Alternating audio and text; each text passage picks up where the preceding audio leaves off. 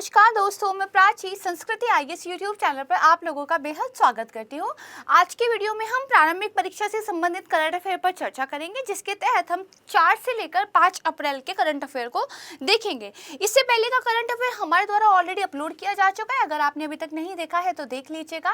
Video start करने से पहले मैं आप लोगों से एक रिक्वेस्ट करना चाहूँगी, अगर वीडियोज़ आपकी पढ़ाई में हेल्प कर रहे हैं तो आप इनको लाइक कीजिए, अपने दोस्तों के साथ ज़्यादा से ज़्यादा शेयर कीजिए ताकि सभी लोगों तक हिंदी माध्यम का ये प्रयास पहुंच पाए। और अगर अभी तक आपने चैनल को सब्सक्राइब नहीं किया है तो चैनल को सब्सक्राइब जरूर कीजिए। तो आइए शुरू करते हैं आज का वीडियो।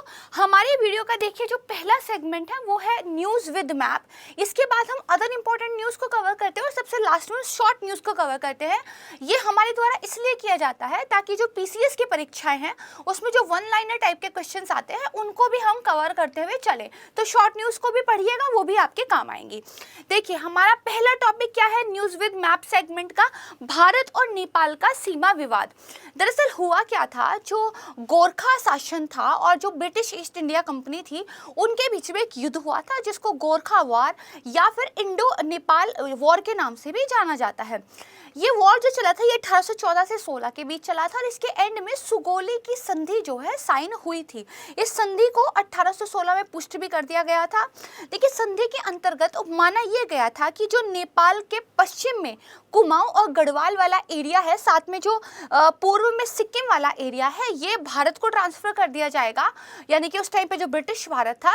और साथ में काली नदी को भारत और नेपाल की सीमा के रूप में मान्यता दे दी गई थी।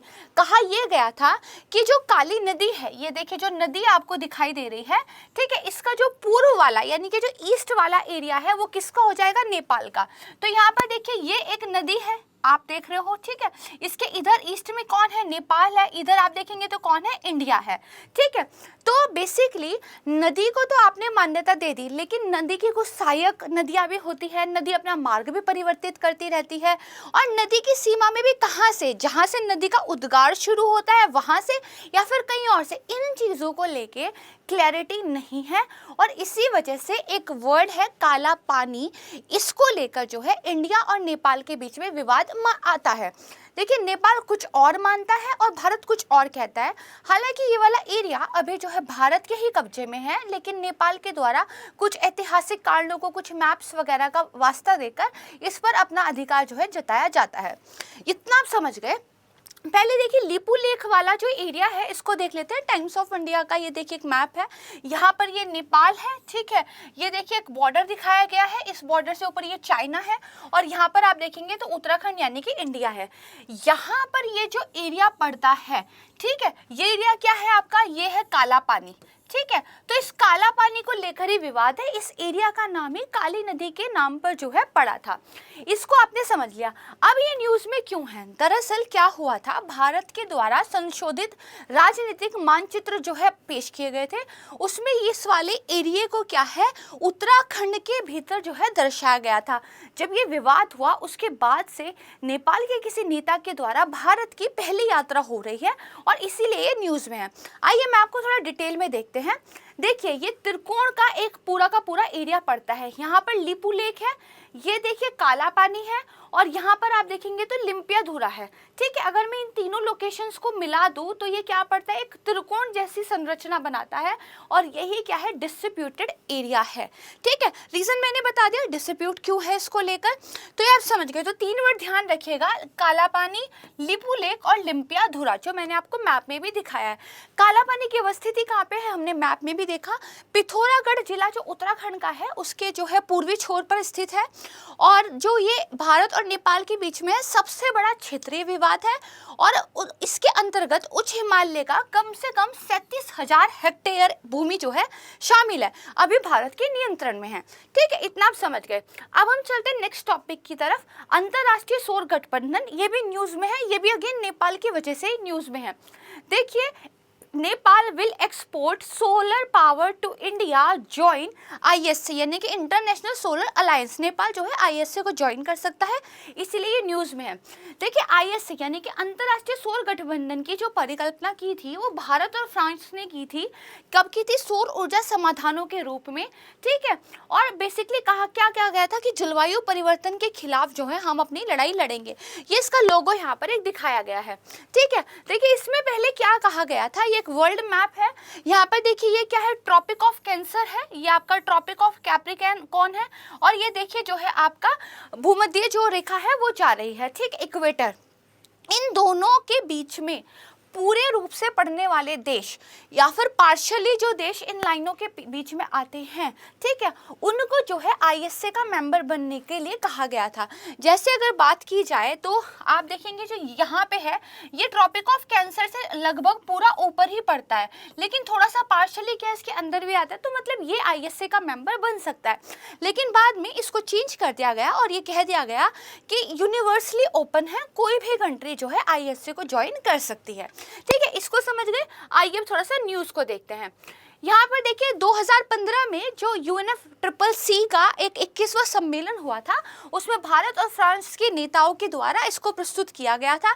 इसका काम क्या था कि ऊर्जा संबंधी जरूरतों को पूरा करने के लिए कर्क रेखा और मकर रेखा के बीच जो देश पड़ते हैं या पार्शियली पड़ते हैं उनका एक गठबंधन बनाना, ताकि सौर ऊर्जा का उपयोग जो है हम कर सके। क्योंकि देखिए कर्क रेखा और मकर रेखा के बीच में सबसे ज़्यादा सूर्य की ऊर्जा जो है प्राप्त होती है, ठीक है।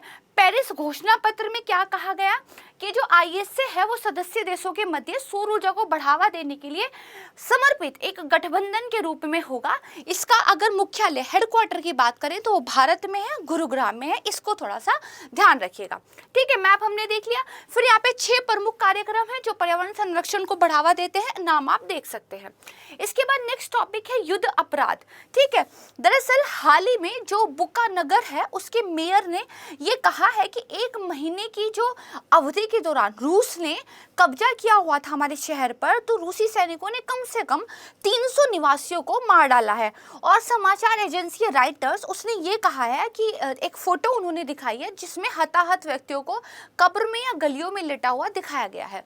तो देखिए यूक्रेन की राजधानी कीव के नज़दीक एक शहर है बुका, और वहाँ पर जर्मनी, फ्रांस और कुछ अन्य देशों ने रूस के ऊपर युद्ध अपराध करने का जो है आरोप लगाया है।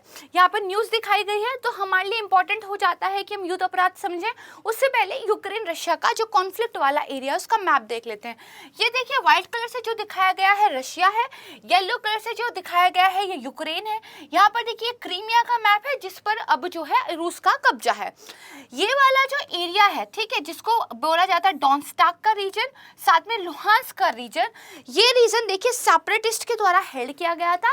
और युद्ध की शुरुआत ही ऐसे हुई थी कि जो रूसी सरकार थी उसने सेपरेटिस्ट के द्वारा बनाई गई सरकार को मान्यता दे दी थी, और बाद में ये कहकर कि हमें सरकार की रक्षा करनी है अपनी सेना जो है भेज दी थी, ठीक है। ये मैप आप थोड़ा सा समझ गए।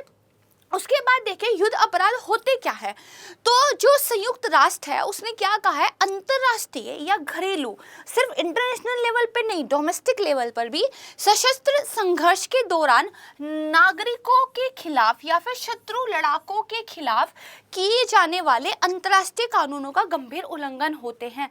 सिटीजन्स के खिलाफ ही नहीं, अगर जो शत्रु लड़ाके हैं उनके खिलाफ भी आप कुछ ऐसा कर रहे हैं जो इंटरनेशनल नियमों का उल्लंघन करता है, तो जो है वार क्राइम्स के रूप में जाना जाता है। जिनेवा कन्वेंशन जो है इस युद्ध अपराधों को स्पष्ट करती है, और इसका जो अनुच्छेद 47 है, वेरी इंपॉर्टेंट, ध्यान रखिएगा, ये डिस्क्राइब करता है कि किन चीजों को हम युद्ध अपराध बोल सकते हैं, ठीक है। इसके बाद हमारा नेक्स्ट टॉपिक सिंगापुर अंतर्राष्ट्रीय मध्यस्थता केंद्र, ये दरअसल न्यूज में है। क्यों न्यूज में है? देखिए जो अमेजन है और साथ में फ्यूचर ग्रुप है, इनके बीच में एक विवाद चल रहा था। अब इन्होंने क्या कहा है कि भाई जो सिंगापुर का इंटरनेशनल आर्बिट्रेशन सेंटर है वहां पर दरअसल हम अपने केस को ले जाएंगे, ठीक है।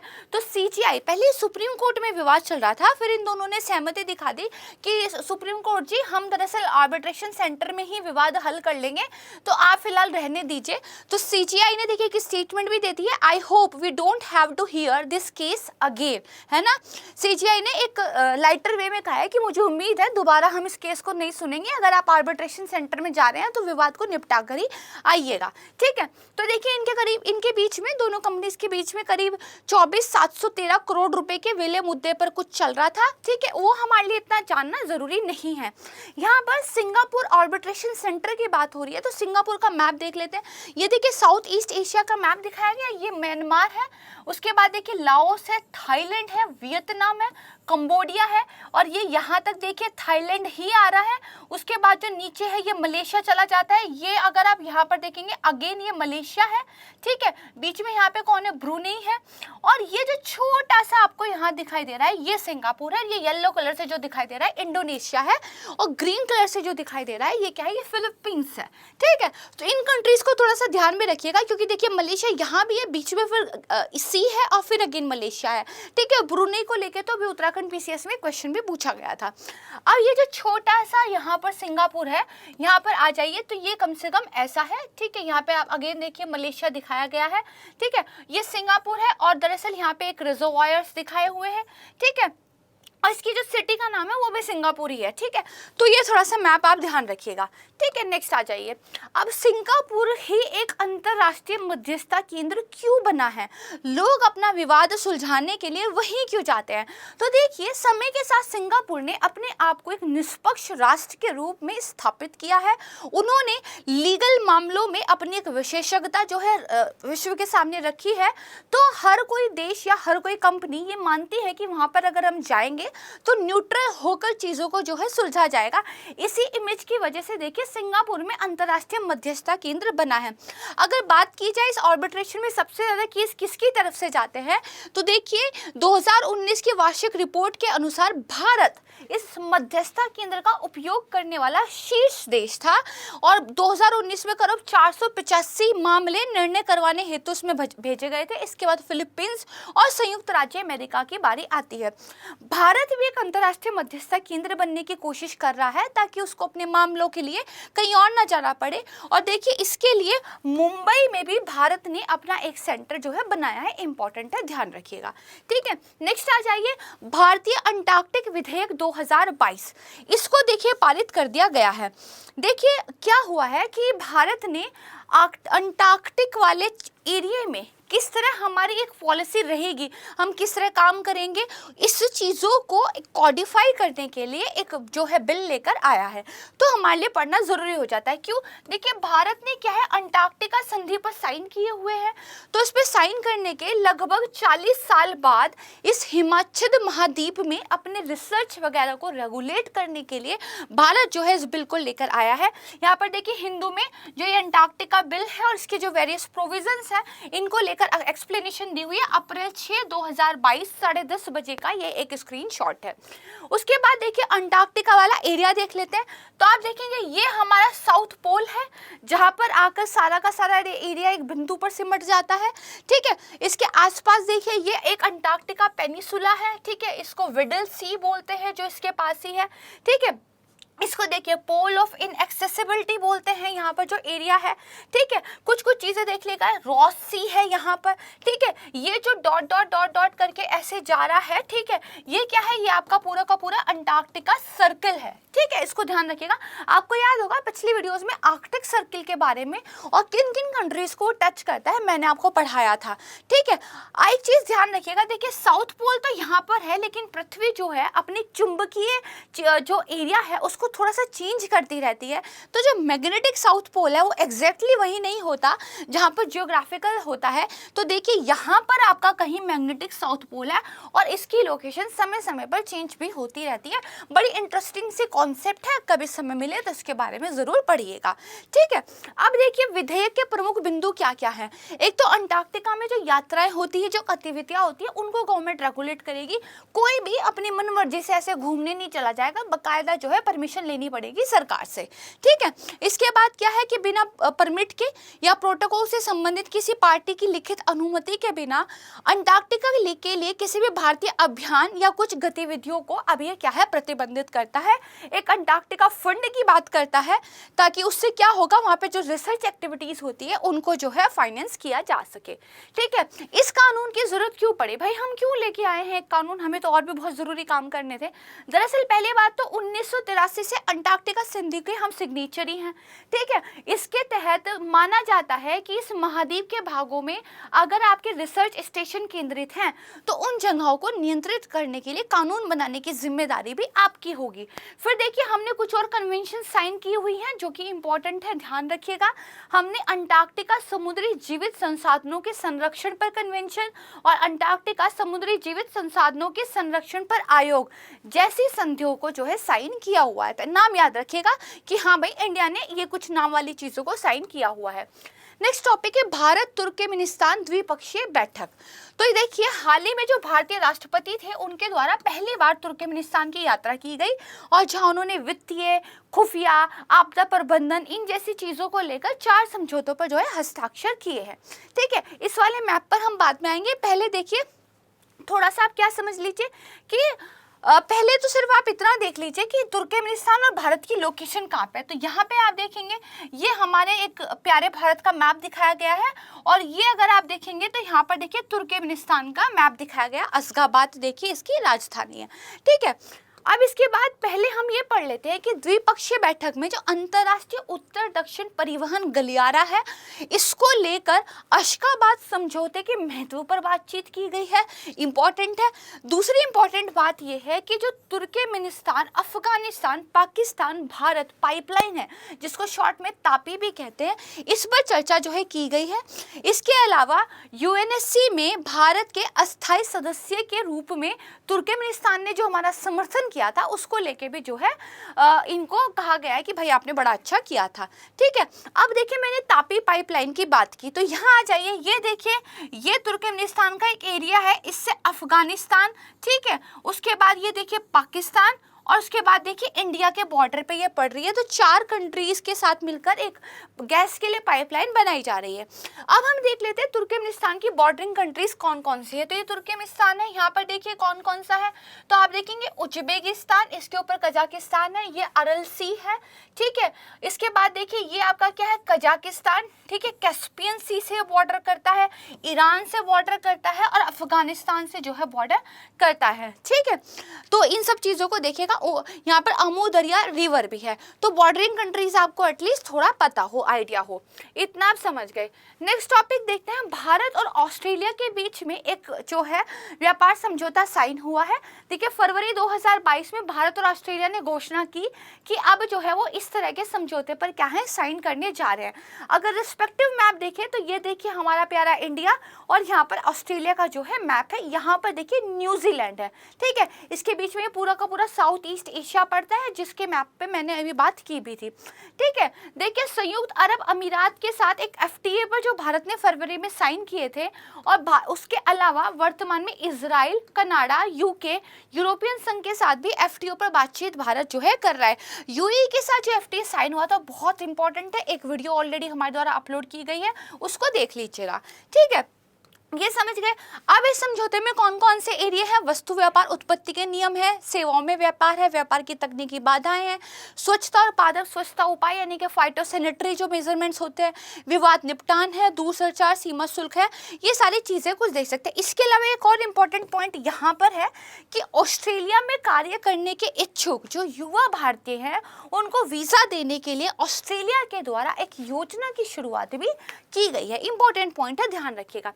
इसके बाद देखिए समझौते का महत्व बताया गया है कि ऑस्ट्रेलिया को भारत के निर्यात का 96% जो है शून्य शुल्क पहुंच मिलेगी और भारत को ऑस्ट्रेलिया के निर्यात के 85% को शून्य शुल्क पहुंच जो है मिलेगी।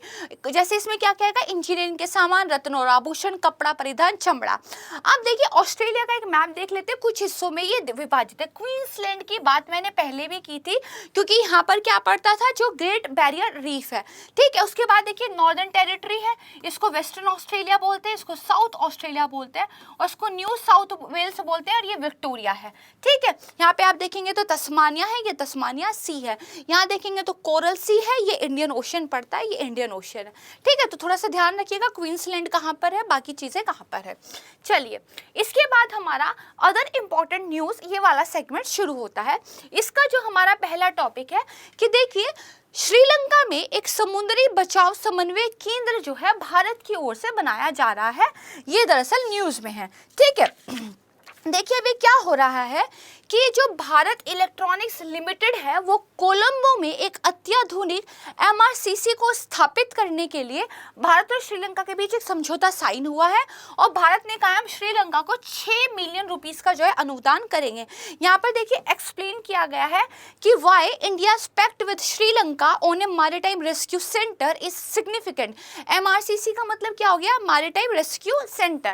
ठीक है, इसके बाद देखिए जो एमआरसीसी है वो संयुक्त राष्ट्र का जो अंतर्राष्ट्रीय समुद्री संगठन है उसके तहत एक अंतर्राष्ट्रीय नेटवर्क का हिस्सा होगा जो आपात स्थिति में तुरंत प्रतिक्रिया करने के उद्देश्य से समुद्री मार्गों की निगरानी करता है। यानी कि हम क्या करेंगे, पेट्रोलिंग करेंगे, ध्यान रखेंगे, कुछ प्रॉब्लम होगी तो तुरंत रिस्पॉन्स करेंगे। ठीक है, जैसे संकट में फंसे जो जहाज होंगे, जो लोग होंगे, उनके बचाव के कार्य उनको निकालना, साथ ही पर्यावरणीय आपदाओं की रोकथाम जैसे ऑयल स्पिल हो आता है, इन सबको रोकेंगे। देखिए प्रत्येक देश क्या होता है, अपना जो खोज और बचाव क्षेत्र होता है उसके लिए खुद ही जिम्मेदार होता है। एक एरिया होता है जहां पर अगर कोई आपदा आई है, कोई संकट हुआ है तो आप रिस्पॉन्सिबल है, कैसे आप उसको ठीक करेंगे।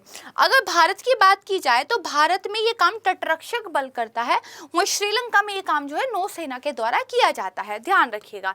इसके बाद देखिए नेक्स्ट टॉपिक है राजा रवि वर्मा, आधुनिक भारतीय कला का जनक इनको माना जाता है। मॉडर्न आर्ट जो है इंडिया की वो इनको डेडिकेटेड की जाती है। ठीक है, इन्होंने क्या किया था, भारतीय जो देवी देवता थे उनका यथार्थवादी चित्रण किया था। दरअसल जिस टाइम राजा रवि वर्मा थे उस समय बहुत सारी जातियों को उनके सो कॉल्ड निचले स्टेटस की वजह से मंदिरों में जाने की अनुमति नहीं थी, तो एक आम आदमी अपने भगवान के दर्शन करने को भी तरसता था। प्रिंटिंग प्रेस बहुत महंगी थी, अफोर्डेबल नहीं थी, और आज जो हमें चारों तरफ पेंटिंग्स दिखती है ऐसा नहीं था। राजा रवि वर्मा ने क्या किया, भगवान की तस्वीरों को बनाया और फिर प्रिंटिंग प्रेस के द्वारा उनकी बहुत सारी कॉपीज करके बहुत सस्ते दामों में जो है आम आदमी तक सुलभ कराया। अब हर घर में क्या है, भगवान की तस्वीर होने लगी और हर वो व्यक्ति जो मंदिर में नहीं जा सकता था वो अपने ही घर में अपने ही भगवान की पूजा करने के लिए सक्षम हो गया। इसलिए राजा रवि वर्मा का नाम थोड़ा सा इंपॉर्टेंट हो भी जाता है। तो देखिए इन्होंने क्या, इनका प्रमुख योगदान क्या था, जो हिंदी देवी देवताओं के चित्रण किए वो कैसे किए, मानवीय चित्रण किए, और वो महंगे कैनवास पर जो होते थे उस ऊंचे स्टेटस से उतार कर अपने लिथोग्राफिक प्रेस के माध्यम से एक काम करने वाले मजदूर के घर तक पहुंचा दिए। ठीक है, उनके द्वारा देखिए हंसनी से बात करते नायिका की ये पेंटिंग है, काफी फेमस है। ठीक है, नेक्स्ट देखिए राजा रवि वर्मा ने पहले मुंबई में प्रिंटिंग प्रेस की जो है शुरुआत की थी। अगर पुरस्कार और सम्मान की बात करें तो मद्रास प्रेसिडेंसी गवर्नर स्वर्ण पदक इनको मिला हुआ है, सर्टिफिकेट ऑफ मेरिट इनको मिला हुआ है, केसर ए हिंद गोल्ड मेडल इनको वायसराय लॉर्ड कर्जन ने दिया था। इसके अलावा बुध ग्रह पर एक क्रेटर का नाम भी इनके नाम पर रखा गया है। ठीक है, नेक्स्ट टॉपिक की बात करते हैं डेथ पेनल्टी। ये दरअसल न्यूज में है। दरअसल सितंबर 2021 में मौत की सजा की अपीलों पर सुनवाई करते हुए सुप्रीम कोर्ट ने ये चिंता व्यक्त की है कि जो ट्रायल कोर्ट है और उच्च न्यायालय है वो बहुत कम प्रासंगिक जानकारी होती है, यानी कि बहुत ज्यादा सोर्सेस के बिना ही मौत की सजा सुना देते हैं। इसको थोड़ा सा रोकने की जरूरत है। ठीक है, देखिए यहाँ पे बताया हुआ है an expert explains reforming death penalty. यहाँ पे बताया गया है कि examining issues raised in a specific case, supreme court ने सो मोटो ओपन की है एक रिव्यू प्रोसेस कि भाई जो कोर्ट डेथ पेनल्टी अवार्ड करते हैं उसके बारे में। ठीक है, उन्होंने बोला है कि what is the procedure by which जज get the relevant information for the sentencing processes. ठीक है, यानी कि क्या आपको वो जानकारी मिली जिसके बेस पर, वो क्या एक प्रक्रिया होनी चाहिए जिसके बेस पर आप डेथ पेनल्टी यानी कि मौत की सजा सुनाए, इसको लेकर सुप्रीम कोर्ट रिव्यू करेगा। सो मोटो उन्होंने एक्शन लिया है, स्वतः संज्ञान जिसको बोलते हैं। अब देखिए इसके बारे में कुछ केसेस हैं, देख लेते हैं। एक हुआ था बच्चन सिंह बनाम पंजाब राज्य। इसमें क्या हुआ था कि मौत की सजा के मामलों पर एक व्याख्यान श्रृंखला में न्यायमूर्ति ललित ने कहा था कि ऐसे मामलों में अदालत की अगर पूर्ण हेल्प करनी है तो ना केवल संबंधित सबूत पेश करने की आवश्यकता होती है, बल्कि कैदी का मानसिक स्वास्थ्य कैसा है इसकी भी जानकारी होनी चाहिए। फिर माची सिंह बनाम पंजाब राज्य मामला 1983, इसमें सुप्रीम कोर्ट ने दुर्लभतम अपराध का सिद्धांत इसको जो है स्पष्ट किया था, साथ ही कुछ मार्गदर्शक सिद्धांत दिए थे। फिर मौत की सजा को लंबा करने और पुनर्विचार याचिकाओं पर अदालत की टिप्पणी क्या की थी? तो अदालत ने कहा यदि बिना कोई कारण दिए मौत की सजा किसी को मिल गई है, कोई कारण नहीं दिया जा रहा लेकिन सजा देने में लेट होता जा रहा है, तो कोई भी व्यक्ति एक रिट जो है दायर कर सकता है अदालत में कि इनकी मौत की सजा आप लटकाते जा रहे हो, तो अब इसको जो है एक लाइफ सेंटेंस में उम्र कैद में बदल दीजिए। ठीक है, ये हो गया। इसके बाद नेक्स्ट टॉपिक राष्ट्रीय बाल अधिकार संरक्षण आयोग। देखिए ये दो वजह से न्यूज में है। पहला तो क्या है, एनसीईआरटी की किताब में हर्ष मंदर जो कि एक कम्युनिस्ट व्यक्ति थे, मैं नेता तो नहीं कहना चाहूँगी, इनकी कहानी छापने पर विवाद हो रहा है और जो राष्ट्रीय बाल अधिकार संरक्षण आयोग है उन्होंने जो है नोटिस भी भेज दिया है। हर्ष मंदर के बारे में आप जरूर पढ़िएगा, आपको चीज़ें पता चल जाएंगी कि ये हंगामा क्यों हो रहा है। खैर हम यहाँ पर आते हैं। देखिए ये जो आयोग है इसकी जो स्थापना हुई थी बाल अधिकार संरक्षण अधिनियम 2005 के तहत 2007 में हुई थी। ठीक है, और ये महिला और बाल विकास मंत्रालय के प्रशासनिक नियंत्रण में है और एक सांविधिक क्या है, निकाय है, स्टैट्यूटरी एक बॉडी है। ठीक है, अच्छा बच्चा किसको कहा जाता है? तो हमारे यहाँ बताया गया कि 0 से 18 साल की आयु वर्ग के व्यक्ति को बच्चा कहा जाएगा। आयोग की संरचना क्या है? अध्यक्ष होंगे, 6 सदस्य होंगे, जिसमें से कम 2 महिलाएं होनी आवश्यक है। नियुक्ति केंद्र सरकार द्वारा की जाती है, कार्यकाल 3 वर्ष का होता है। अध्यक्ष की अधिकतम आयु 65 वर्ष और सदस्यों की अधिकतम आयु 60 वर्ष तक की होती है। नेक्स्ट टॉपिक आ जाइए। सर्वोच्च न्यायालय ने तमिलनाडु में वन्यार कोटा जो है इसको रद्द कर दिया है। देखिए तमिलनाडु वन्यार समुदाय का 10.5% आरक्षण रद्द। सुप्रीम कोर्ट ने वन्यार आरक्षण अधिनियम 2021 को असंवैधानिक ठहराया। तो देखिए सर्वोच्च न्यायालय ने ये कहा है कि जो वन्यार कुला क्षेत्रीय समुदाय है उसको आप 10.5% का आरक्षण दे रहे हो, ये समानता, गैर भेदभाव और तमिलनाडु में जो 115 अन्य अति पिछड़ी समुदाय हैं और जो विमुक्त समुदाय हैं उनके समान अवसरों के मौलिक अधिकार को भंग करता है। सुप्रीम कोर्ट ने कहा देखिए 115 और भी तो अति पिछड़ा हुआ वर्ग है, उसमें से वन्यार एक है, तो उस टोटल कोटे में से 10.5 आप किसी एक को दे रहे हैं, ये बाकियों के साथ न्याय नहीं है। ठीक है, तो ये विवाद था। देखिए राज्यों में पिछड़े वर्ग के लिए टोटल कोटा ही है 20%, उसमें से 10.5% आप किसी एक को ही दे रहे हैं, तो ये तो ठीक नहीं है और इसके लिए कोई विशिष्ट और पर्याप्त आधार भी जो है नहीं है।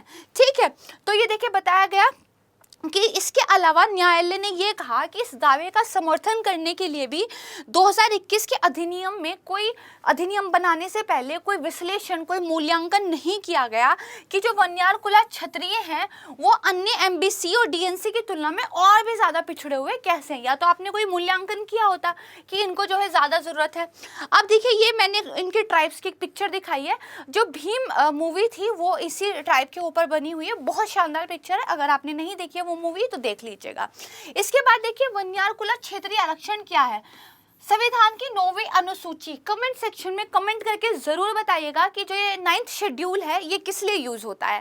ठीक है, इसके तहत संरक्षण प्राप्त 1994 के अधिनियम के तहत तमिलनाडु में कितना 69% आरक्षण लागू है। सुप्रीम कोर्ट ने कहा है 50% से ज्यादा आरक्षण आप नहीं दे सकते, लेकिन तमिलनाडु में 69% आरक्षण जो है लागू है और इसको संरक्षण मिला हुआ है 9वीं अनुसूची के तहत। अनुसूची किससे रिलेटेड है या मुझे कमेंट सेक्शन में बताइएगा। देखिए 69वीं में जो ईसाई और मुसलमान सहित पिछड़े वर्गों को 30%, एमबीसी को 20%, अनुसूचित जाति को 18%, अनुसूचित जनजाति के लिए 1% आरक्षण की व्यवस्था है। बात करते हैं नेक्स्ट टॉपिक की, नियर फील्ड कम्युनिकेशन टेक्नोलॉजी। मैंने इसके बारे में पहले भी पढ़ा है इसलिए ज़्यादा डिटेल में नहीं जाएंगे। ये कम दूरी के लिए वायरलेस कम्युनिकेशन की एक टेक्नोलॉजी है। ठीक है, इसमें क्या होता है जो NFC सक्षम उपकरण होते हैं वो एक दूसरे के साथ कम्युनिकेट करते हैं और एक टच के माध्यम से बड़ी जल्दी या आसानी से इंफॉर्मेशन जो है स्थानांतरित हो जाती है। ठीक है, कैसे होता है, विद्युत चुंबकीय रेडियो क्षेत्रों यानी कि जो इलेक्ट्रोमैग्नेटिक फील्ड होती है उस उसके माध्यम से ये होता है। ठीक है, देखिए क्या क्या इसके द्वारा हो सकता है। ये NBFC चिप है, ये NBFC अनेबल्ड एक डिवाइस है। ठीक है, मोबाइल फोन है। क्या क्या हो सकता है, बोर्डिंग पास और चेक इन आप कर सकते हैं, पब्लिक ट्रांसपोर्टेशन में यूज कर सकते हैं, मोबाइल पेमेंट में यूज कर सकते हैं, सोशल नेटवर्किंग में यूज कर सकते हैं, मोबाइल मार्केटिंग में यूज कर सकते हैं। इसके अलावा और भी जो है इसके बहुत सारे फायदे हैं। देखिए आपने देखा होगा कि कुछ ऐसे मशीन्स होते हैं जहाँ पर आप अपनी जो है डेबिट कार्ड या क्रेडिट कार्ड को जस्ट टैप कर देते हैं तो जितना अमाउंट पे करना रहता है वो पे हो जाता है। तो ये जो टैप करके आपने पे किया है ये कहीं ना कहीं जो आपका नियर फील्ड कम्युनिकेशन है इस पर डिपेंड करता है। ठीक है, इसके बाद देखिए इसके जो क्या क्या अनुप्रयोग है ये सारे यहाँ पर बताए गए हैं। मैंने आपको एक पिक्चर के माध्यम से भी मतलब आपको दिखा दिए। नेक्स्ट टॉपिक हमारा क्या है, वायु गुणवत्ता डेटाबेस 2022 WHO ने जो है जारी किया है। देखिए 7 अप्रैल यानी कि आज ही के दिन विश्व स्वास्थ्य दिवस मनाया जाता है। ये क्यों मनाया जाता है, क्योंकि इसी के दिन 1948 में WHO की जो स्थापना हुई थी उसकी एनिवर्सरी को सेलिब्रेट करने के लिए विश्व स्वास्थ्य दिवस मनाया जाता है।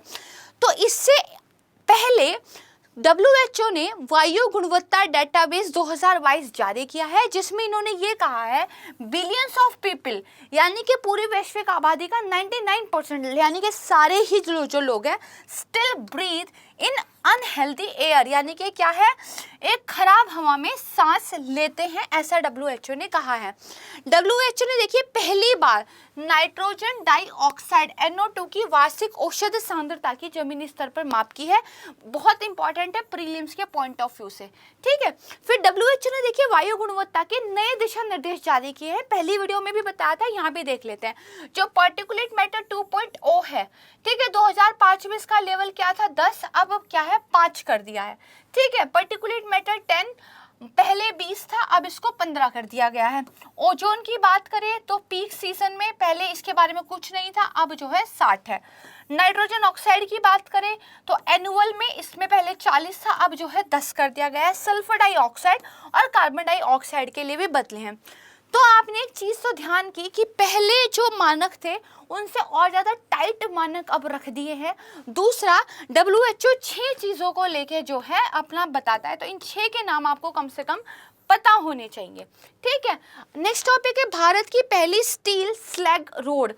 देखिए जो स्टील स्लैग होता है ये क्या है, एक औद्योगिक अपशिष्ट है। आप स्टील का कुछ बना रहे हैं, उसकी जो गलन वाली स्टील होती है, जो वेस्ट होती है वो बच जाती है। ये काफ़ी पॉल्यूशन करती है ग्राउंड वाटर में, एयर में, ज़मीन में। अगर हम इसको रोड बनाने में यूज़ कर लें तो काफ़ी फ़ायदा हो जाएगा। तो देखिए इसकी जो लागत होती है जो आप वैसे रोड बनाते हो उससे 30% कम होती है। इसकी मोटाई भी 30% कम होती है। इससे क्या होगा, स्टील स्लैग के जो टीले बन जाते हैं, जैसे गाजीपुर में एक है ना टीला दिल्ली में, ठीक है, तो उनसे भी छुटकारा मिलेगा क्योंकि स्टील उद्योग से हर साल 20 मिलियन स्टील स्लैग जो है निकलता है। इसके अलावा देखिए मैंने आपको बताया जो सीमेंट या कंक्रीट या बिटुमेन से निर्मित सड़कें होती हैं उनकी तुलना में खर्चा भी कम होता है। जीवन काल भी देखिए सीमेंट और कंक्रीट वाली का अधिक होता है, 30 वर्ष से ज़्यादा होता है। स्टील स्लैग का जीवन काल लगभग 15 साल का होता है। यानी कि तो एक जो है ड्रॉबैक मैंने आपको बताई, बाकी मैंने आपको फायदे बताए। दोनों चीज़ों को ध्यान रखिएगा। यहाँ पर देखिए गुजरात के सूरत में पहला स्टील स्लैग रोड बनाया गया है और ये देश का ऐसा पहला शहर बन गया है। ठीक है, यहाँ पर देखिए बताया गया है। उसके बाद देखिए कौन कौन कर रहा है, तो इसका निर्माण नीति आयोग, वैज्ञानिक एवं औद्योगिक अनुसंधान परिषद CSIR, केंद्रीय सड़क अनुसंधान संस्थान CRRI, केंद्रीय इस्पात मंत्रालय एवं हजीरा स्थित Arcelor Mittal Nippon steel AMNS का एक संयुक्त उद्यम के रूप में इस परियोजना का जो है विकास किया जा रहा है। जो मेक इन इंडिया है, जो वेस्ट टू वेल्थ है और साथ में जो स्वच्छ भारत अभियान है, इसके तहत इस जो है पहल को जारी किया जा रहा है। नेक्स्ट टॉपिक है मानव तस्करी रोधी सेल। देखिए राष्ट्रीय महिला आयोग ने मानव तस्करी रोधी प्रकोष्ठ यानी कि एक सेल जो है स्टार्ट किया है। इसका काम क्या होगा, जो मानव तस्करी रोधी कानून का प्रवर्तन करने वाले अधिकारी है उनमें जागरूकता बढ़ाई जाएगी, उनकी जो है क्षमता का निर्माण किया जाएगा। ठीक है, आपको ध्यान रखना है किसके द्वारा, तो महिला विकास आयोग के द्वारा। इसके अंतर्गत देखिए जो राज्य स्तर पर, जिला और स्तर पर जो पुलिस अधिकारी है उनको देखिए प्रशिक्षण वगैरह दिया जाएगा। ठीक है, तो इसको थोड़ा सा ध्यान रखिएगा। फिर ब्रॉडकास्ट सेवा पोर्टल, ये हमारा नेक्स्ट टॉपिक है। यहाँ पर देखिए केंद्रीय मंत्री अनुराग ठाकुर ने उद्घाटन किया इसका और आपस में जुड़ेंगे सभी मंत्रालय।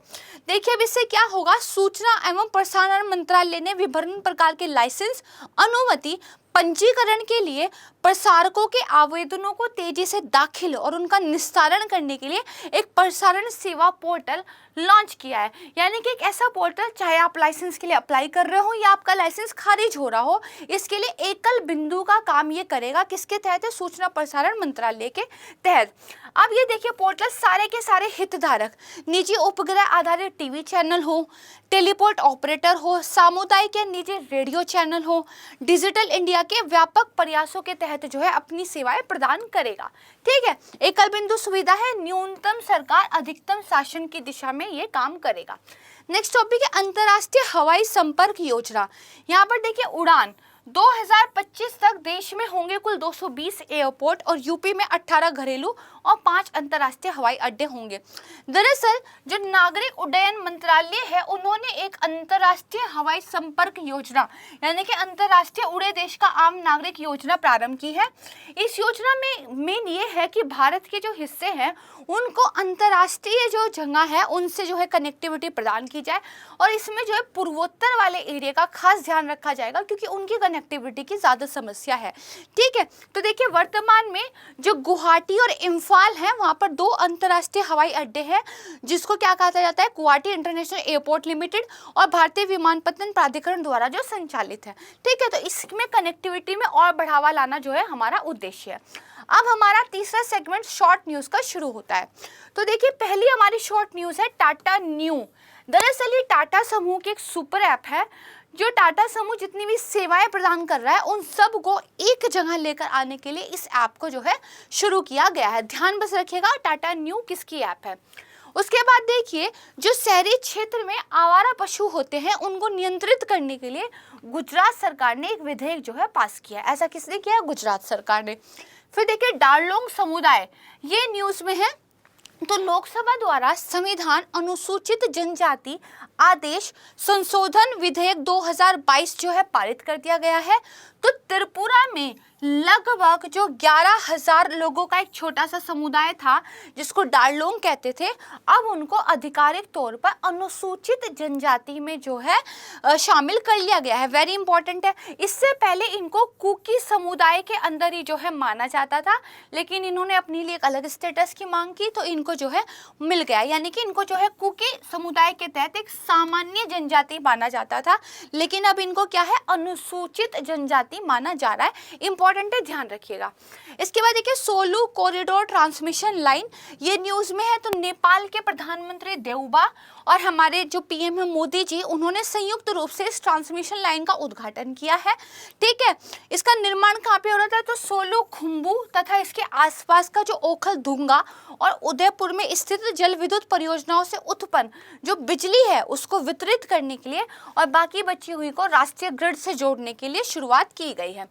नेक्स्ट टॉपिक है कि देखिए माइक्रोसॉफ्ट द्वारा इंटरनेट सुरक्षा पेशेवरों की अत्यधिक कमी को दूर करने के लिए साइबर सुरक्षा कौशल विकास अभियान शुरू किया है। किसने किया है? माइक्रोसॉफ्ट ने। ध्यान रखिएगा।